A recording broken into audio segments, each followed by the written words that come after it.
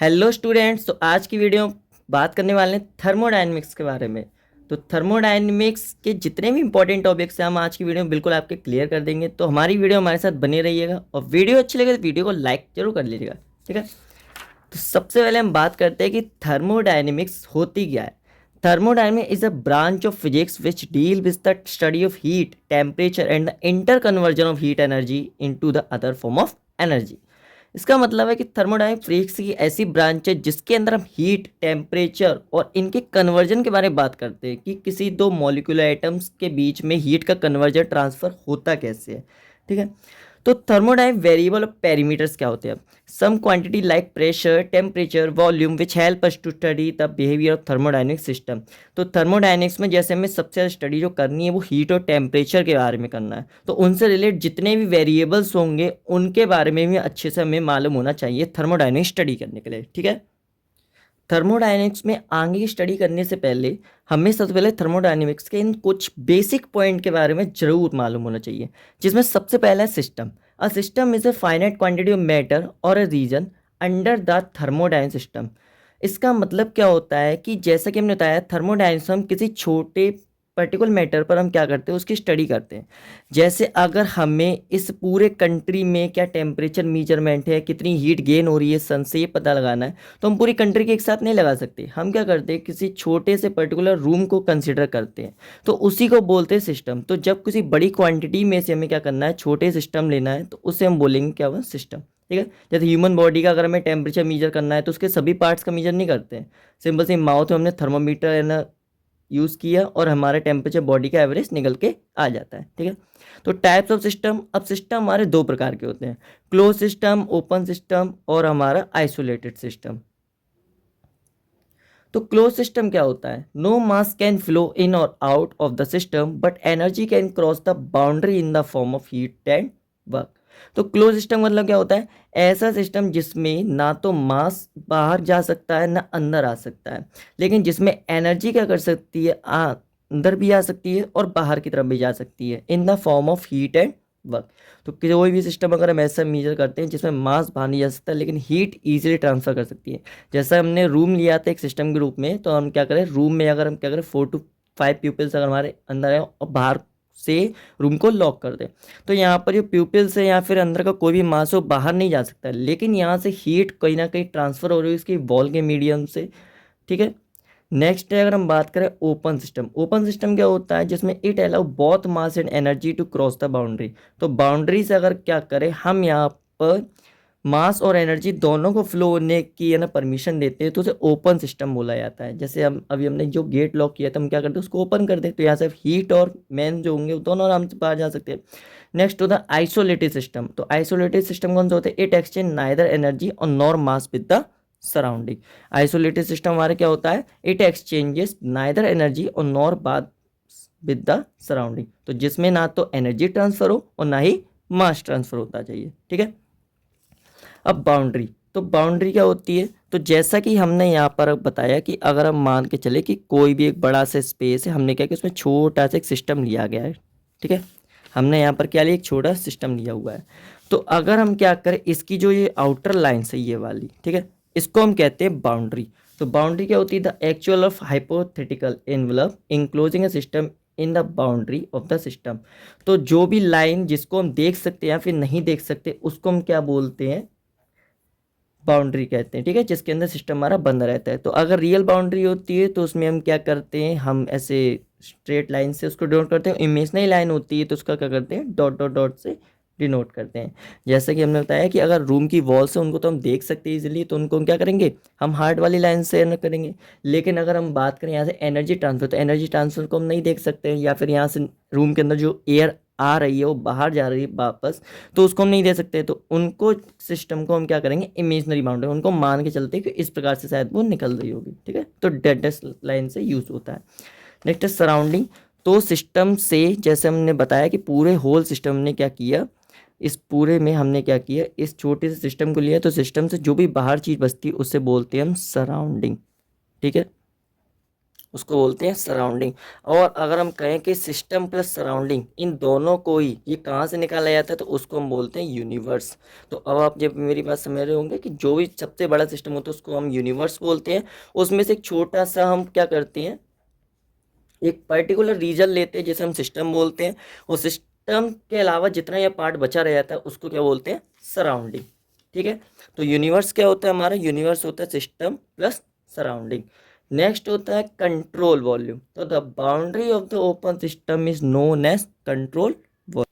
जैसा कि हमने क्या बताया था कि ओपन सिस्टम में क्या होता है, हमारे मास और एनर्जी बहुत ट्रांसफर करते हैं, बाउंड्री से आसानी से बाहर जा सकते हैं। तो कंट्रोल वॉल्यूम और किसको कहा जाता है, तो बाउंड्री जो होती है जिस ओपन सिस्टम की, उसी को हम कंट्रोल वॉल्यूम कहते हैं, क्योंकि ये दोनों को ही बाहर जाने की परमिशन देती है। ठीक है, नेक्स्ट है types of thermodynamic study. Thermodynamic study कितने प्रकार की होती है। फर्स्ट, माइक्रोस्कोपिक अप्रोच, तो एट द एटॉमिक लेवल। तो अगर हम क्या करें, किसी भी चीज़ के एटॉमिक लेवल पर स्टडी करते हैं थर्मोडायनेमिक्स में, तो उसे बोलते हैं माइक्रोस्कोपिक अप्रोच। और नेक्स्ट है मैक्रोस्कोपिक अप्रोच, तो at a large group of atoms. तो हम यहाँ पर क्या करते हैं, बहुत सारे एटम्स को साथ में लेकर उनके एवरेज पर स्टडी करते हैं, जिसे बोलते हैं मैक्रोस्कोपिक। जैसा कि बताया कि अगर मुझे ह्यूमन बॉडी का टेम्परेचर मेजर करना है, तो एक तरीका तो मेरे पास ये होता है कि जिसमें मैं क्या करता हूँ, पूरी बॉडी में एक थर्मोमीटर यूज़ करता हूँ अपने माउथ में, और जिसके द्वारा पूरी बॉडी का एवरेज टेम्परेचर मुझे मिल जाता है। तो उसे बोलते हैं मैक्रोस्कोपिक स्टडी, जिसमें हमने क्या किया, एवरेज पर काम किया, जिसमें लार्ज ग्रुप ऑफ एटम्स हमारे कंसीडर थे। लेकिन हम माइक्रोस्कोपिक क्या बात करें कि हमारे बॉडी के डिफरेंट डिफरेंट पार्ट पर मैं जाकर क्या करता हूँ, उनके ना टेम्परेचर मेजर करता हूँ, फिर उनके एवरेज निकालने की कोशिश करता हूँ, तो उसे बोलते हैं माइक्रोस्कोपिक अप्रोच। ठीक है, तो यहाँ पर क्योंकि हमारे एवरेज, जब माइक्रोस्कोपिक स्टडी करते हैं तो हमारी सभी प्रॉपर्टी हमारी डिफरेंट डिफरेंट मिलेंगी। ठीक है, नेक्स्ट बात करें थर्मोडायनेमिक इक्विलिब्रियम। तो थर्मोडायनेमिक इक्विलिब्रियम किसको बोला जाता है, आप समझते हैं इक्विलिब्रियम का मतलब ही यही होता है कि किसी भी कंडीशन मतलब इक्वल करना। तो ओनली फॉर आइसोलेटेड सिस्टम, तो पहले हम बता दें, हमने 3 सिस्टम पढ़े थे, ओपन सिस्टम, क्लोज सिस्टम और आइसोलेटेड सिस्टम। थर्मोडायनेमिक इक्विलिब्रियम केवल पॉसिबल है आइसोलेटेड सिस्टम के लिए। A system will be in thermodynamic equilibrium if following 3 types of equilibrium are satisfied. Thermodynamic equilibrium तभी कहा जा सकता है जब कोई भी जो थिंग है, कोई भी ऑब्जेक्ट है, वो हमारी 3 कंडीशन को सेटिस्फाई करता है। पहला मैकेनिकल इक्विलिब्रियम, केमिकल इक्विलिब्रियम और थर्मल इक्विलिब्रियम। तो मैकेनिकल इक्विलिब्रियम का मतलब क्या होता है कि उसका मास जो पहले था वही बाद में रहे। ठीक है, तो यहाँ पर जितना उसका पहले मास था उतना ही उसका बाद में रहे। केमिकल इक्विलिब्रियम का मतलब क्या होता है कि उसमें जो उसका कंपोजिशन होता है, जैसे हम केमिकल रिएक्शन करते तो हम जानते हैं केमिकल इक्विलिब्रियम उसको बोलते थे, जिसमें कंपोजिशन जो पहले एटम्स का था वही बाद में रहे सेम। ठीक है, तो ये भी उसमें मिलना चाहिए, मतलब उसमें कोई भी अगर चेंजेस नहीं आने चाहिए उसके केमिकल कंपोजिशन में भी। नेक्स्ट थर्मल इक्विलिब्रियम क्या होता है कि इसका टेम्परेचर भी कांस्टेंट रहना चाहिए आफ्टर द वर्क। ठीक, तो अगर ये तीनों कंडीशन सेटिस्फाइड है तभी हमारा थर्मोडायनेमिक इक्विलिब्रियम पॉसिबल होता है। इसलिए यहाँ पर ओनली फॉर आइसोलेटेड सिस्टम लिखा हुआ है। ठीक है, थर्मोडायनेमिक प्रॉपर्टीज। अब बात करें कि थर्मोडायनेमिक प्रॉपर्टीज होती क्या है। जैसा कि बताया था कि पैरामीटर्स जो होते हैं वो डिफरेंट डिफरेंट टाइप के होते हैं, जैसे pressure, temperature, volume, entropy, enthalpy, energy, और भी डिफरेंट टाइप्स के। तो इनको हम 2 टाइप्स की प्रॉपर्टीज में डिवाइड करते हैं, इंटेंसिव और एक्सटेंसिव। इंटेंसिव का मतलब होता है, इनका मतलब इंडिपेंडेंट। तो इंडिपेंडेंट फ्रॉम मास जो होते हैं, जो भी प्रॉपर्टी इंडिपेंडेंट फ्रॉम मास होती है उसको बोलते हैं हम इंटेंसिव प्रॉपर्टी। मतलब जिसको पूरी बॉडी से कोई मतलब नहीं होता है कितनी बड़ी हो, उससे हम एक ही वैल्यू निकली। तो यहाँ पर प्रेशर जो होता है पूरी बॉडी में कुछ भी डिफरेंट उसका हम एवरेज लेते हैं। टेम्परेचर जैसे बताया था ह्यूमन बॉडी से कोई फर्क नहीं पड़ता, छोटे बेबी का हो या फिर कोई बड़े, जितना भी यूथ बड़ा आदमी मिल जाए उसका भी सिमिलर ही टेम्परेचर निकलता है। एक्सटेंसिव प्रॉपर्टी कौन सी होती है, जो डिपेंड अपॉन मास होती है, जैसे हम मानते हैं कि वॉल्यूम होता है, एंट्रोपी होता है और एनर्जी होता है। अच्छा, आप यहाँ पर प्रेशर जानते हैं, टेम्परेचर जानते हैं, वॉल्यूम भी जानते हैं, एनर्जी भी जानते हैं, लेकिन बात करें एंट्रोपी, तो एंट्रोपी क्या होती है, तो एंट्रोपी बोलते हैं disordering of the molecules inside a object. तो किसी भी ऑब्जेक्ट हम जानते हैं कि उसमें छोटे छोटे एटम्स अरेंजमेंट होते हैं, जिसके बेस पर हमने उसको डिवाइड किया कि सॉलिड होगा, लिक्विड होगा कि गैस होगा। ठीक है, उनकी अरेंजमेंट के अकॉर्डिंग, तो उसी अरेंजमेंट को हम क्या कहते हैं, एंट्रोपी कहते हैं। ओके, नेक्स्ट हम बात करें कुछ थर्मोडायनेमिक प्रोसेस। तो यहाँ पर हमारे थर्मोडायनेमिक प्रोसेस में हम कांस्टेंट प्रोसेस पर बहुत सारे बात करते हैं। तो हर एक कांस्टेंट प्रॉपर्टी के लिए एक नया प्रोसेस का नेम दिया गया है। जैसे सबसे पहले हम बात करें यहाँ पर पीवी डायग्राम में शो करेंगे, पी मतलब प्रेशर, और यहाँ पर V मतलब वॉल्यूम। तो यहाँ पर सबसे पहला जो प्रोसेस होता है वो हमारा, हम बात करें आइसोबैरिक। तो आइसोबैरिक प्रोसेस होता है जिसमें प्रेशर हमारा क्या होता है, कांस्टेंट होता है। प्रेशर क्या होता है, कांस्टेंट होता है। जिस भी प्रोसेस में प्रेशर हमारा कांस्टेंट हो उसको हम कहते हैं आइसोबैरिक। नेक्स्ट होता है आइसोकोरिक। तो आइसोकोरिक क्या होता है, जिसमें वॉल्यूम हमारा कांस्टेंट होता है, ठीक है। आइसोथर्मल जैसा कि बताया था, आइसोथर्मल से कहते हैं जिसमें टेम्परेचर कांस्टेंट होता है। एडियाबैटिक प्रोसेस उसे बोला जाता है जिसमें हमारा क्या होता है, कोई भी हीट ट्रांसफर कांस्टेंट हो, मतलब उसमें कोई भी हीट का रिलीजेशन हो, जैसे एडियाबैटिक प्रेशर और वॉल्यूम। अगर हम बात करें कि जब हम वाटर को बॉईल करते हैं तो वाटर क्या होता है, उसका प्रेशर धीरे धीरे इंक्रीज करता जाता है। लेकिन हम क्या करें, कुछ समय बाद जब टेम्परेचर ज़्यादा इंक्रीज हो जाता है तो क्या करता है, उस समय थोड़ी देर में दूध क्या होता है या वाटर जो होता है ऊपर की ओर उठने लगता है, उफन जो बनने लगता है। तो उस टाइम पर क्या करता है, उसका वॉल्यूम इंक्रीज करता है। तो प्रेशर तो वहाँ पर हमारा क्या होता है, धीरे धीरे अब डिक्रीज होना चालू हो जाता है, वॉल्यूम क्या हो जाता है, इंक्रीज होना चालू। उस थोड़े से समय के लिए हम देखें तो उसमें टेम्परेचर और हीट जो गेन और लॉस है वो क्या होती है, कांस्टेंट हो जाती है। तो उस प्रकार के प्रोसेस हमें एडियाबैटिक प्रोसेस मिलता है, ठीक है। तो एडियाबैटिक प्रोसेस के तो बोलते हैं जिसमें हीट लॉस और गेन हमारा क्या होता है, कांस्टेंट हो जाए, चेंज नहीं हो रहा हो, ठीक है, ना तो हीट लॉस हो रहा है ना गेन हो रहा है। नेक्स्ट हमारा लास्ट प्रोसेस वो होता है साइक्लिक प्रोसेस। ऐसा प्रोसेस जिसको हम क्या करें कि कुछ समय बाद वो क्या करें, अपने रिवर्सिबल स्टेट में आए, मतलब जहाँ पर वो पहले था वहीं पर आ जाए, तो उसे बोलते हैं साइक्लिक प्रोसेस। साइक्लिक प्रोसेस आप जानते हैं, जैसे वाटर साइकिल होती है, साइक्लिक प्रोसेस बोला जाता है। हमारा वाटर से आइस में कन्वर्जन, आइस से फिर वाटर में कन्वर्जन, एक साइक्लिक प्रोसेस होता है। तो जैसा कि अभी हमने थर्मोडायनेमिक्स से रिलेटेड जितने ही बेसिक पॉइंट तो उन सभी को एकदम अच्छे से पढ़ लिया है। अगर किसी को कोई डाउट है तो वो कमेंट सेक्शन में मुझसे पूछ सकता है। तो अब सबसे पहले हम बात करते हैं इसके आगे वाले टॉपिक्स में। तो सबसे पहला टॉपिक हमारा जीरोथ लॉ ऑफ थर्मोडायनेमिक्स। तो it state that two system in thermal equilibrium with a third system separately are in thermal equilibrium with each other. इसका मतलब है कि यहाँ पर अगर कोई एक ऑब्जेक्ट हमारा क्या है, दूसरे वाले से वो थर्मल इक्विलिब्रियम, मतलब उसका टेम्परेचर क्या है, कांस्टेंट है उन दोनों का इक्विलिब्रियम में। नेक्स्ट वही जो सेकंड वाला ऑब्जेक्ट है वो थर्ड वाले से हमारा क्या है, वो भी थर्मल इक्विलिब्रियम में है। तो फर्स्ट और सेकंड हमारे क्या होंगे, थर्मल इक्विलिब्रियम में होंगे। थोड़ा सा कंफ्यूजिंग है लेकिन फिर से समझिए कि यहाँ पर अगर कोई एक ऑब्जेक्ट दूसरे के साथ टेम्परेचर कांस्टेंट है, सेम है, तो दूसरे वाले का तीसरे का साथ सेम है, तो यहाँ पर पहले का तीसरे से भी सेम ही होगा। तो जीरोथ लॉ ऑफ थर्मोडायनेमिक्स यही कहता है, ठीक है। अब इसके थोड़ा सा एक मेन क्वेश्चन कि यहाँ पर इसको जीरोथ लॉ क्यों किया गया, जैसे आप आज तक जितनी स्टडी करते हैं तो उसमें first law, second law, third law आते हैं। तो यहाँ पर थर्मोडायनेमिक स्टडी जिसने थर्मोडायनेमिक्स बनाई थी, जब राइट की गई थी, सबसे पहला जो लॉ था वो इसका फर्स्ट लॉ ही कहा गया था। लेकिन इसके बाद इन्हें लगा कि यहाँ पर कुछ एक ऐसा लॉ रह चुका है, मतलब टेम्परेचर रिलेटेड, जैसे हमने कहा थर्मोडायनेमिक स्टडी ही टेम्परेचर की, तो उससे रिलेटेड सबसे इंपॉर्टेंट लॉ रह गया था जो फर्स्ट लॉ से ज़्यादा इंपॉर्टेंट था, बेसिक में था। तो इसलिए इन्होंने इसको सेकंड नाम देकर पहले इसको जीरोथ लॉ रखा, ठीक है। तो सबसे पहले इसका फर्स्ट लॉ ही आया था, उसके बाद जीरोथ लॉ आया था। लेकिन सीरीज में हम क्या करते हैं, जीरोथ को ही पहले पढ़ते हैं, ठीक है। Next first law of thermodynamics, जिसके कारण इसको जीरोथ नाम मिला, चलिए उसको स्टडी करते हैं। तो zero first law of thermodynamics क्या कहता है, the amount of heat given to the system is equal to the sum of increase in internal energy of the system and the external work done.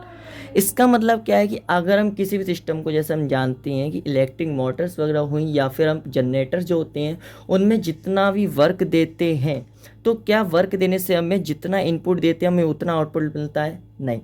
तो हमें जितनी भी उसमें amount of heat transfer किया जाता है, क्या हमें इक्वल अमाउंट ऑफ वर्क मिलता है, नहीं। तो क्योंकि वहाँ पर एक छोटा सा फैक्टर होता है जिसे बोलते हैं इंटरनल एनर्जी। तो यहाँ पर क्या होता है, जो ये अंदर उसके मॉलिक्यूल्स होते हैं वो उसमें से कुछ हीट ट्रांसफ़र या फिर कुछ वर्क डन को अपने लिए रख लेते हैं, उसको एब्जॉर्ब कर लेते हैं। तो यहाँ पर फर्स्ट लॉ ऑफ थर्मोडायनेमिक्स यही बताता है कि किसी भी मशीन या फिर ऑब्जेक्ट द्वारा जब हीट ट्रांसफ़र किया जाता है तो उससे निकलने वाला आउटपुट वर्क, जो हमारी हीट होती है हमने उसको कितनी दी है, तो टोटल हीट जो होती है वो उससे निकलने वाला output work, external work done, और उसमें जो चेंज हुई उसकी इंटरनल एनर्जी है उसके इक्वल होता है, ठीक है। तो the amount of heat given to the system is equal to the sum of increase in internal energy of the system and the external work done. जहाँ पर डेल्टा क्यू हमारा क्या हीट सप्लाई टू सिस्टम, जैसे बताया कि heat transfer जो किया जा रहा है उसको हीट दी जा रही है। डेल्टा डब्ल्यू क्या हमारा work done by the system, और delta U change in internal energy. Okay, next हम बात करें हीट। हीट क्या होती है, तो total kinetic energy of molecules को हम क्या बोलते हैं, हीट कहते हैं। जैसा कि आपको मालूम है टेम्परेचर क्या होता है, टेम्परेचर कम क्या बताता है कि कोई चीज़ कितनी गर्म है या फिर कोई चीज़ कितनी ठंडी है, उसको बताता है टेम्परेचर। लेकिन रियलिटी में हीट क्या होती है, मतलब उसकी गर्मी होती क्या है, तो उसके जो अंदर के मॉलिक्यूल्स होते हैं वो जितने ज़्यादा काइनेटिक होते हैं तो मूविंग होते हैं, तो जितने ज़्यादा वो भागते दौड़ते रहते हैं तो उसी को हम बोलते हैं उसकी हीट। जैसा कि हीट बढ़ाने से अगर हम कहें तो काइनेटिक एनर्जी भी इंक्रीज होती है।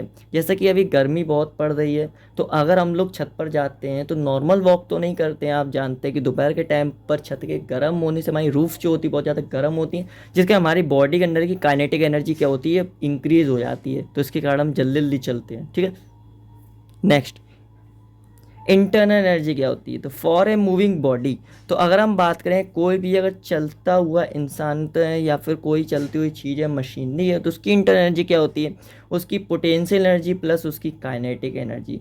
बट काइनेटिक एनर्जी यहाँ पर क्या होती है, जीरो होती है। क्या होती है, जीरो। ये इसको थोड़ा समझिए ध्यान से कि जैसा कि हम जानते हैं अगर किसी बॉडी में, जैसे हम क्या करते हैं टेम्परेचर इंक्रीज कराते हैं, उसमें हीट देते हैं, तो वहाँ पर ये तो नहीं सभी मॉलिक्यूल्स एक साथ है ना उसमें हीट गेन करने लगते हैं, कुछ को हीट पहले मिलती है कुछ को बाद में मिलती है। तो यहाँ पर अगर रिलेटिव मोशन से बात करें कि अगर कोई मूविंग बॉडी है तो मूविंग बॉडी का मतलब है जो भी एनर्जी उसमें मिल रही होगी वो बार बार ट्रांसफ़र होती जा रही होगी, लेकिन उसके अंदर के मॉलिक्यूल्स क्या होंगे, उसके लिए रेस्ट पर होंगे, तो इसलिए यहाँ पर काइनेटिक एनर्जी की होती है वो जीरो होती है, क्योंकि ये मूविंग एनर्जी होती है। तो मूव बॉडी, तो बॉडी ही मूव कर रही थी, यहाँ पर मॉलिक्यूल्स हमारे मूव में नहीं माने, वो रेस्ट में ही माने जाते हैं। तो पोटेंशियल एनर्जी जो होती है वो हमारी क्या होती है, उसमें कंसिडर की जाती है इंटरनल एनर्जी में, और काइनेटिक एनर्जी क्या होती है, जीरो हो जाती है। ठीक है, लेकिन हम बात करें रेस्ट में, तो रेस्ट में हमारे क्या पोटेंशियल एनर्जी भी होगी, जो बैठे होंगे, साथ साथ कुछ मॉलिक्यूल्स क्या कर रहे होंगे, हीट के कारण क्या कर रहे होंगे, वो मूव कर रहे होंगे, तो इसमें काइनेटिक एनर्जी इंक्लूड की जाती है एट रेस्ट। ठीक है, नेक्स्ट है हमारा वर्क। तो वर्क क्या होते हैं, energy transfer between the system. तो जितना भी एनर्जी ट्रांसफ़र सिस्टम्स के बीच में होता है कि जितनी हीट हमने उसको दी उतनी ट्रांसफ़र हो गई, कुछ एनर्जी हो सकता है उसने इंटरनल एनर्जी की फॉर्म में अपने अंदर एब्जॉर्ब कर ली, लेकिन जितनी ट्रांसफ़र हुई उसी को हम बोलते हैं वर्क। ठीक है, वर्क डन। नेक्स्ट हम कहें तो इसमें स्पेसिफिक हीट क्या होती है, तो स्पेसिफिक हीट होती क्या है पहले उसको समझ लेते हैं। देखिए जैसा कि हम यहाँ पर बता रहे हैं कि पूरी बॉडी में मॉलिक्यूल्स होते हैं वो क्या करते हैं, एनर्जी का ट्रांसफ़र करते हैं। एनर्जी हमारी दो ही फॉर्म में होती है, तो वर्क या हीट। तो यहाँ पर वर्क तो वो करते नहीं है, तो हीट ट्रांसफ़र करते हैं एक दूसरे के बीच में। ठीक है, तो जितनी ज़्यादा हीट को एब्जॉर्ब कर सकते हैं, ट्रांसफ़र कर सकते हैं, तो उसी हीट को हम बोलते हैं स्पेसिफिक हीट। सबसे पहले हम बात करें, इसको डिनोट किया जाता है एस से, इसको बोलते हैं हीट कैपेसिटी। हीट कैपेसिटी क्या होती है, heat transfer per unit time, heat transfer जितने भी समय में हुआ है, और एम मतलब क्या होता है कि मास की, मतलब उस बॉडी का मास कितना है। ठीक है, तो हीट के इससे पर क्या पता चलेगा कि कोई बॉडी कितना ज़्यादा हीट ट्रांसफ़र हमारा कर सकती है, कितने ज़्यादा हीट एब्जॉर्ब कर सकती है, वो इस पर डिपेंडेंट होता है। नेक्स्ट है स्पेसिफिक हीट, कि एक मॉलिक्यूल की अब बात करें, यह हमारे पूरे सिस्टम की बात थी कि सिस्टम हमारा कितना एब्जॉर्ब कर रहा है, लेकिन अगर एक सिंगल मॉलिक्यूल कितना ट्रांसफ़र करता है किसी सेम एलिमेंट का, तो यहाँ पर हम बात करें delta Q upon delta T, लेकिन मास नहीं, इस बार हम क्या लेते हैं, मोल, नंबर ऑफ मोल, कि किसी सेम एलिमेंट के कितने मोल्स वहाँ पर मौजूद हैं, तो इसमें हमारी क्या होती है, स्पेसिफिक हीट होती है। ठीक है, नेक्स्ट हम बात करें कि स्मॉल एस, जो कि हमारी की स्पेसिफिक हीट ऑफ सब्सटेंस। यहाँ पर हमारा delta Q upon delta T को स्पेसिफिक हीट ट्रांसफ़र बोला जाता है। तो अगर ये वैल्यू डायरेक्टली गिवन हो तो फॉर्मूला यूज़ करते हैं एस अपॉन एम और C equal to S upon mu. ठीक है, म्यू का मतलब क्या होता है, नंबर ऑफ मोल्स, यहाँ पर एन से भी इसको डिनोट कर सकते हैं। नेक्स्ट हम बात करें C P and C V. तो सी का मतलब आप समझते हैं स्पेसिफिक हीट होता है, तो specific heat at constant pressure and specific heat at constant volume, तो इसको बोलते हैं C P and C P. तो molar specific heat at constant pressure is required to raise the temperature of 1 mole of gas through 1 Kelvin और 1 degree Celsius. तो 1 मोल के temperature को अगर हम क्या करें, किसी 1 मोल सब्सटेंस को कि हीट जो हम उसको थोड़ी सी देते हैं किस पर, कांस्टेंट प्रेशर पर देते हैं, मतलब उसका प्रेशर कांस्टेंट रखते हैं, तो उसको हीट जितनी ट्रांसफ़र की जाती है कांस्टेंट प्रेशर पर, तो उसको बोला जाता है, उसके मोलर स्पेसिफिक हीट बोला जाता है, जिसको सीपी बोलते हैं। सिमिलरली अगर हम क्या करें, कांस्टेंट वॉल्यूम पर उसको कुछ टेम्परेचर इंक्रीज करते हैं, कितना 1 केल्विन और 1 डिग्री सेल्सियस, तो उसको बोला जाता है, उसकी मोलर स्पेसिफिक हीट बोला जाता है एट कांस्टेंट वॉल्यूम। ठीक है, इन दोनों में एक रिलेशन होता है कि C P minus C V equal to R, it is known as the Mayer's relation. ये डायरेक्टली नेम से कहते हैं मेयर रिलेशन बताइए, तो C P minus C V is equal to R, इन दोनों के डिफरेंस को बोला जाता है। यहाँ पर एक बात सोचने की, C P minus C V का मतलब होगी कि यहाँ पर हमेशा सी पी की वैल्यू क्या होती है, ग्रेटर होती है सी वी से। सी पी की वैल्यू सी वी से ग्रेटर होती है, ठीक है, मतलब बड़ी होती है।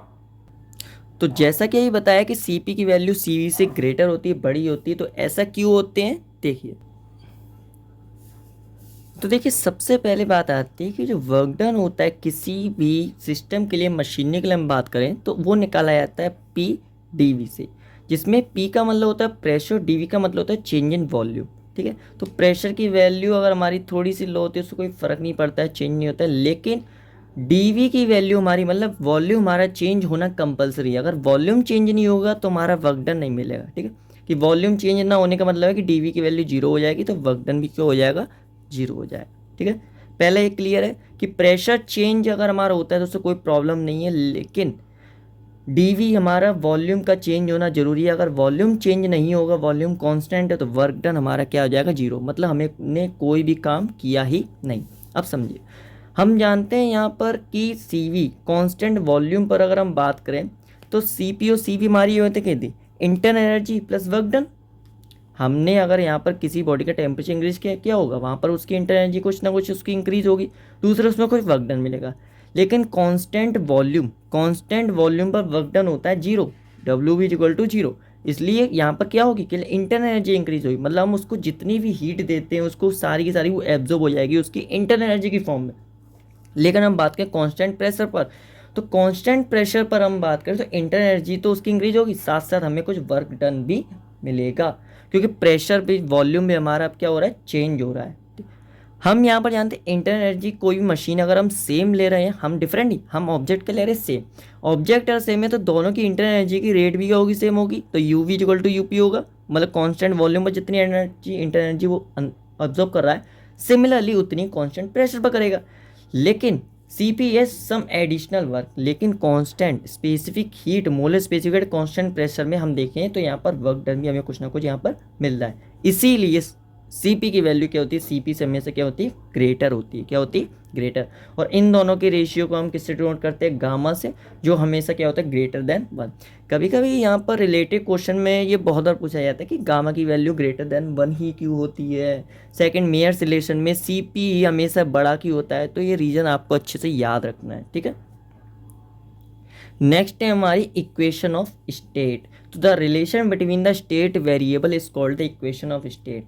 तो यहाँ पर अगर हम बात करें मेनली कुछ पैरामीटर जो होते हैं हमारे, प्रेशर, वॉल्यूम और दूसरा था हमारा टेम्परेचर, ये तीनों एक दूसरे पर डिपेंडेंट होते हैं, तो इन तीनों में एक रिलेशन मिलता है जिसे हम बोलते हैं इक्वेशन ऑफ स्टेट, जिसे आइडियल गैस इक्वेशन के नाम से भी जाना जाता है। ये होती है P V equal to mu R T या फिर P V equal to M R T. ठीक है, P V equal to M R T, P V equal to M R T. तो P का मतलब प्रेशर, V का मतलब volume, M का मीन्स हमारा क्या होता है, mass of the system, R हमारा होता है गैस कांस्टेंट, इसका मतलब होता है गैस हमारे जितना मेयर्स रिलेशन में मिला था वहाँ से वैल्यू मिलती है। ठीक है, इसकी कांस्टेंट वैल्यू होती है, कांस्टेंट होता है। T का मतलब होता है टेम्परेचर। ठीक है, तो यहाँ पर हम बात करें पूरे बॉडी के लिए तो P equal to M R T होती है आइडियल गैस इक्वेशन, लेकिन अगर एक मोल के लिए बात करते हैं तो P equal to mu R T होती है। ठीक, नेक्स्ट हम बात करें वर्क डन, तो वर्क डन जैसे कि बताया था कि W इक्वल टू होता है P D V, change in volume के। अब वॉल्यूम कितना चेंज हो रहा है, तो इसलिए हमने यहाँ पर क्या कर दिया, इंटीग्रेशन साइन कर दिया, क्योंकि चेंज इन वॉल्यूम के लिए क्या करते हैं, इंटीग्रेशन साइन। ठीक है, नेक्स्ट आइसोबैरिक प्रोसेस। तो आइसोबैरिक प्रोसेस हमारा क्या होता है, P इक्वल टू कॉन्स्टेंट, जैसा बताया था। तो अगर हम वर्क डन की बात करें कि आइसोबैरिक प्रोसेस के लिए क्या होता है, तो W इक्वल टू जैसे हम जानते थे P डी वी होता था, लेकिन P अगर इससे हम देखें P equal to M R T से, तो P हमारा क्या कांस्टेंट है, V हमारा चेंज हो रहा है। ठीक है, जैसे कि यहाँ पर देख सकते हैं P V equal to mu R T होता है, तो हमने क्या किया है, म्यू आर टी को डायरेक्टली पुट कर दिया है। लेकिन चेंज इन वॉल्यूम जो होगा वो म्यू तो कांस्टेंट होता है, जहाँ पर नंबर्स है आर से भी कांस्टेंट है, डिफरेंट है, बिल्कुल इंडिपेंडेंट है, लेकिन टेम्परेचर डिपेंडेंट होता है। तो यहाँ पर वॉल्यूम चेंज होगा टेम्परेचर की रेस्पेक्ट में, ठीक है। तो म्यू आर ब्रैकेट में T2 minus T1। Isobaric process के लिए हम इससे निकाल सकते हैं वर्क डन। आइसोकोरिक प्रोसेस में जैसा पहले भी बता दिया था, कोरिक का मतलब होता है वॉल्यूम का कांस्टेंट होता है, वॉल्यूम कांस्टेंट और work done equal to 0। Next isothermal process. तो आइसोथर्मल प्रोसेस के लिए क्या होता है, W equal to R T log V2 upon V1, V2 upon V1। यहाँ पर हमने डायरेक्टली फॉर्मूला आपको दिखाए हैं, हमने इसका कोई डेरिवेशन नहीं शो किया है, क्योंकि अगर इसकी आपको ज़रूरत है तो आप कमेंट सेक्शन में मुझे बता सकते हैं, मैं इसकी डेरिवेशन भी करके दिखा दूंगा, ठीक है। ये डायरेक्ट फॉर्मूला ये आपको याद करना है। नेक्स्ट हम बात करें एडियाबेटिक प्रोसेस। तो एडियाबेटिक प्रोसेस हमारा क्या होता है, जैसा बताया था, जिसमें हीट गेन और लॉस हमारा क्या होता है, इक्वल होता है। तो W equal to R upon 1 minus gamma T2 minus T1, जहाँ पर टेम्परेचर T2 जो होगा हमेशा T1 से बड़ा होगा। लेकिन अगर T1 आपको T2 से बड़ा मिलता है, जैसे कोई क्या करे हीट लॉस हो रहा है, तो वहाँ पर आप कहेंगे T1 माइनस T2 कर देंगे, ठीक है, बस इंटरनल चेंज हो जाएगा। नेक्स्ट हम बात करें साइक्लिक प्रोसेस के लिए। तो साइक्लिक प्रोसेस में आप जानते हैं कोई भी चीज़ जितनी ज़्यादा वर्क वो करेगी बाद में उतना ही गेन कर लेगी। तो यहाँ पर हमारा वर्क डन इंटर एनर्जी हमारी क्या हो जाती है, 0 ही हो जाती है, ठीक है। तो यहाँ पर जो हीट ट्रांसफ़र होता है डायरेक्टली वर्क डन के इक्वल हो जाता है। जो डेल्टा यू क्यू की वैल्यू होती है वो इक्वल हो जाती है डेल डब्ल्यू के, ठीक है। क्योंकि डेल्टा यू इंटर एनर्जी क्या हो जाती है, 0 की, कोई भी यहाँ पर लॉस तो हुआ नहीं कि जितना लॉस हुआ उतना हमने बाद में गेन करा दिया, तो delta Q equal to delta W. Next से जो इंपॉर्टेंट टॉपिक है वो है हीट इंजन। हीट इंजन क्या होते हैं, it convert heat energy into mechanical energy. ऐसी कोई भी चीज़ जो हीट एनर्जी को मैकेनिकल एनर्जी में कन्वर्ट करता है उसको हम बोलते हैं हीट इंजन। जैसे हमारी गाड़ियों में यूज़ होने वाले, ऑटोमोबाइल्स में यूज़ होने वाले जो इंजन्स होते हैं वो हीट इंजन्स पर वर्क करते हैं, ठीक है। तो इसमें हीट सोर्स होता है, जिसमें हीट सोर्स का मतलब है कि जो हीट को देता है वहाँ पर, ठीक है, जिससे Q1 हीट हमें मिलती है, हम उससे कुछ वर्क निकालते हैं। और सिंक का मतलब होता है जितना हमारा हीट का लॉस हुआ है, जैसे इसकी इंटर एनर्जी फॉर्म में, जिसको हम बोलते हैं Q2, ठीक है। तो इंजन हमारा कितना ज़्यादा एफिशिएंट वर्क कर रहा है तो उसको बोलते हैं एफिशिएंसी। तो एफिशिएंसी जो निकाली जाती है उसका फॉर्मूला होता है 1 माइनस Q2 अपॉन Q1, ठीक है। जैसे परसेंटेज का फॉर्मूला होता है, सिमिलरली इफिशियंसी होती है कि जितना ऊपर उतना लॉस हुआ, उसको बोलते हैं कि अगर हम बात करें कि टोटल हीट अगर हमारी Q1 थी और लॉस कितना हुआ होगा हमारा Q1 माइनस Q2, कि जैसे जानते हैं Q2 हमारी कमी होगी कि उससे निकलने वाली इंटर एनर्जी है। तो यहाँ पर हम इसको सॉल्व करें Q1 को, Q1 minus Q2, Q1 upon Q1, तो इसको हम क्या बोलेंगे 1 माइनस Q2 अपॉन Q1, ठीक है। तो सिमिलरली परसेंटेज फॉर्मूला की तरह यहाँ पर इफिशियंसी का फॉर्मूला होता है 1 माइनस Q2 अपॉन Q1। अब हम जानते हैं कि इसको जो हमने बताया Q1 माइनस Q2 क्या कहते हैं, जितनी एनर्जी उसमें चेंज हो रही है ट्रांसफर, उसी को हम बोलते हैं W। क्या बोलते हैं, W। तो इसको W अपॉन Q1 से भी डिनोट किया जा सकता है। नेक्स्ट हमारा रेफ्रिजरेटर। तो रेफ्रिजरेटर क्या होता है, it is a device use to cool a portion of space inside a chamber. तो जैसा कि हमारे घर में रेफ्रिजरेटर यूज होते हैं, उनका वर्क भी यही होता है, वे एक ऐसे डिवाइस होते हैं जो एक छोटे से रीजन या पोर्शन को एक चैम्बर के अंदर होता है, ओपन नहीं होता है, ठीक है। ये क्या करते हैं, किसी चैम्बर के अंदर, किसी वॉल्स के अंदर, क्लोज सिस्टम के अंदर, वहाँ पर क्या करते हैं, रेफ्रिजरेशन किसी भी पर्टिकुलर चीज़ को कूल करते हैं, उसकी हीट को लॉस करवाते हैं, ठीक है। जैसा कि एयर कंडीशन भी यूज़ होते हैं, आप जानते हैं ओपन स्पेस में नहीं यूज़ कर सकते, उनको भी हम क्या करते हैं, क्लोज सिस्टम में यूज़ करते हैं।